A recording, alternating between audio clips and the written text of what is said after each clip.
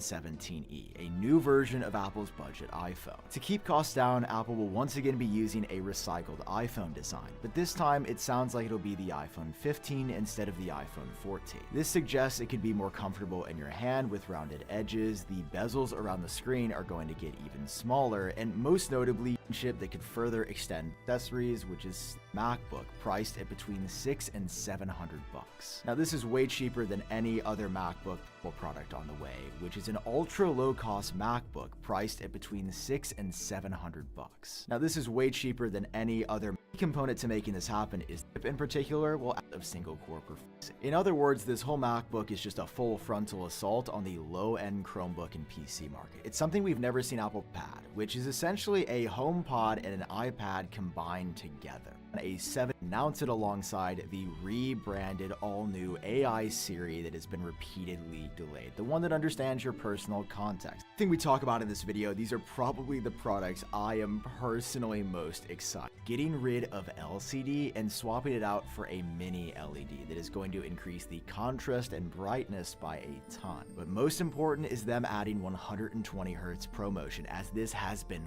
leaked and it seems to be confirmed for the second mini LED architecture underneath with less data, and we don't actually know why Apple has been waiting to drop them. It should be dropping in the spring if everything finally update in almost 6 years, with new internal architecture improving sound quality, most notably powered by an S10 M5 chip, and could see a new color similar to the sky blue that they added last year, with M5 Pro $49 base iPad updated with Apple Intelligence. Like they just continued this Paperlike 3 screen protector that makes your iPad feel as good as actual paper, because it gives you sensory feedback and stroke resistance when you move your Apple Pencil around. It's powered by the latest version of Paperlike's Nano Dots. Surflike 3 is actually how you flawless alignment at the end, and it is by far the cleanest install I've ever done. It was also pretty cool, and you can tell a lot of thought went into it. It's all but confirmed. Go on the table, the Wood 27-inch iMac chips, their most powerful, also updated, but really will blend more seamlessly with the rest of the metal.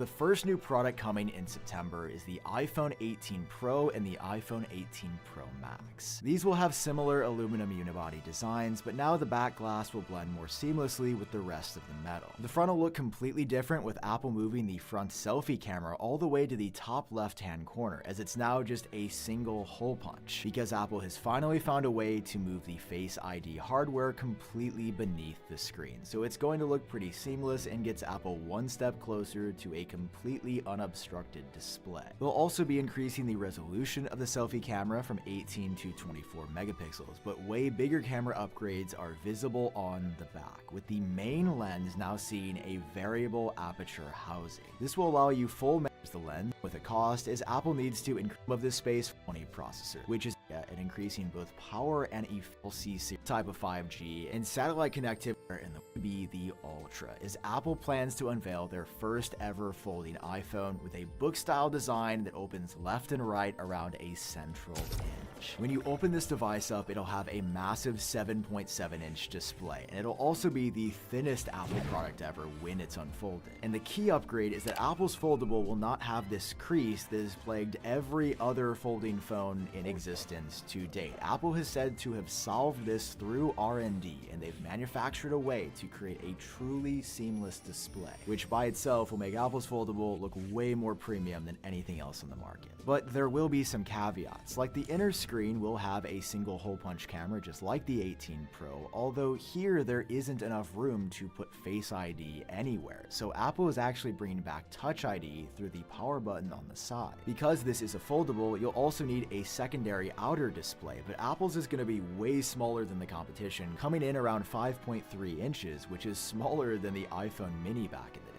And as for cameras, there are only two on the iPhone Ultra. There's a wide and an ultra wide, both featuring the latest 48 megapixel sensors, so images will look great, but there just wasn't enough room to pack a telephoto lens inside, which could be a tough sell on the most expensive iPhone ever, said to start at $2,000.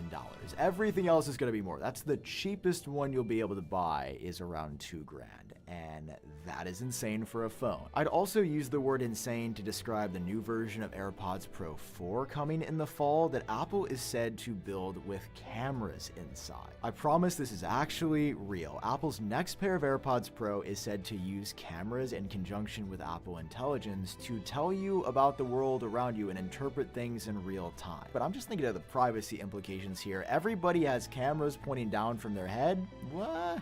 Don't know about that one. To be fair, we're definitely filling in the blanks here and we don't have all the information we should, but I still hear AirPods cameras and I'm just really skeptical of the world those will exist in. As for new Apple Watches, sources are currently split on whether the Series 11 and Ultra 4 will be the biggest updates ever or absolutely minor changes. Seriously, one source is reporting that all 2026 watches are getting a major revamp, while the other source says there's no design changes happening at all until 2028. And as of right now, it's anybody's guess as to who could be right. Other rumors, though, are more exciting. Sources saying that Apple is planning to double the number of sensors internally on both the Series 11 and Ultra 4, with Apple trying to get less of a reliance on algorithms and more hard data. It's said that apparently these algorithms have a negative effect on battery life, so by reducing the computation, you could see better battery life as well. However, there is one Apple Watch rumor that stands above the rest, and that's one that says Touch ID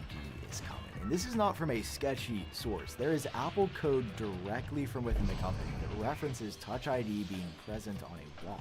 This was actually a feature that we heard about years ago, and since then nothing ever materialized. But perhaps Apple's finally going to build it into the digital crown so you can scan your finger for Apple Pay and authenticate in that way, which would be a bit more secure than just double tapping a button. Now, speaking of products with Touch ID, Apple's also been working on a new iPad mini. But this time around, they are turning it into the Pro device that we've always wanted to see. According to sources, Apple is planning to put an OLED display on the iPad mini later in 2026, which would give the device a massive jump over the cheap LCD panel and increase contrast, color accuracy, vibrancy, and most importantly, the black levels. The new screen is said to be part of a broader chassis redesign, one that is significantly more water resistant, where you could fully submerge the iPad mini and it would be okay, including Apple's implementation of an all-new type of speaker, one that doesn't require speaker holes to be present on the device at all. Instead, Apple would be employing a new type of tech that uses vibration and channels it through something like the screen to produce sound. I mean, clearly something at Apple changed here, because the iPad mini went from being nearly forgotten about to now this major Pro update device, one that will actually cost a bit more too. Rumors saying a $100 price increase, bringing it to about $599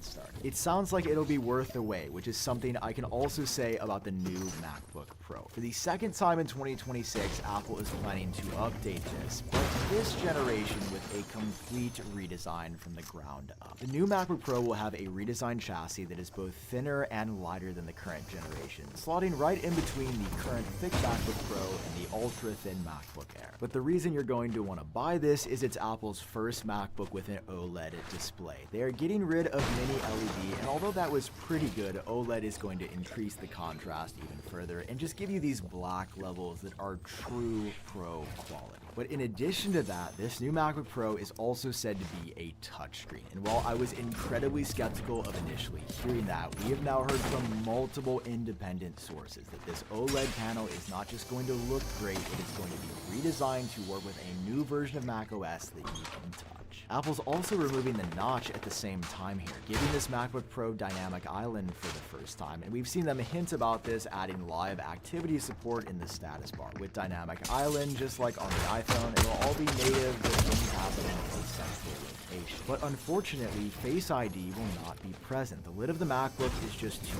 thin at this point, so Apple will be maintaining the same Touch ID key position on the keyboard. So it'll be there once again, and Face ID is in the works, just still years away.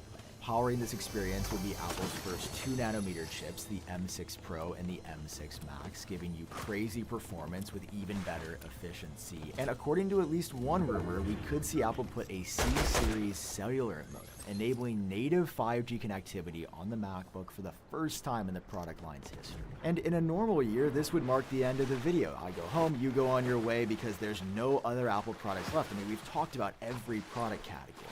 except 2 new ones that Apple is said to be entering before the end of the year. First, Apple has been working on a home screen. It is said to be a competitor to some Ring devices, where you can monitor the internals of your home with things like face detection to tell you who's where and what's going on. But because this is an entirely new thing, Apple's kept it really locked down, so we only know the device is battery powered, it lasts about a year, and it has infrared sensors. Now, I heard this, and I'm like, there's no way Apple's making a home security camera, this doesn't make any sense. But there has been extensive reporting over the past few months saying that Apple does want a true chance to enter the smart home. They are making things like a Face ID doorbell as well coming later down the road, so this is just the first step in doing it. This leaves us with one last product coming in 2026, which, believe it or not, yes, is going to be the Apple Smart Glasses. But I want to be super clear with this. These are not the full-on futuristic augmented reality end goal that Apple has always wanted it. These are like a dumbed-down version similar to Meta.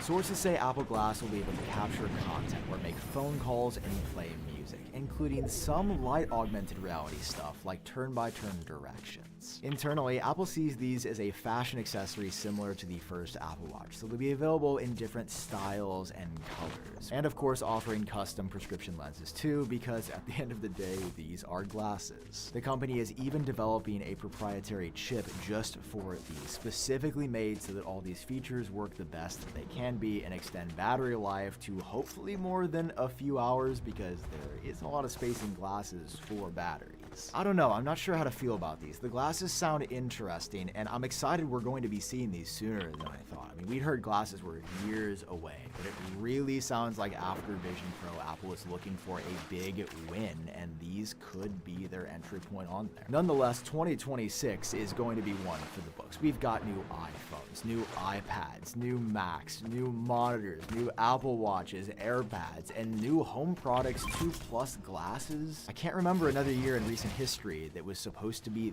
this stacked. So if you want to know when these come out, hit subscribe. As we talk about Apple products here, it would help me.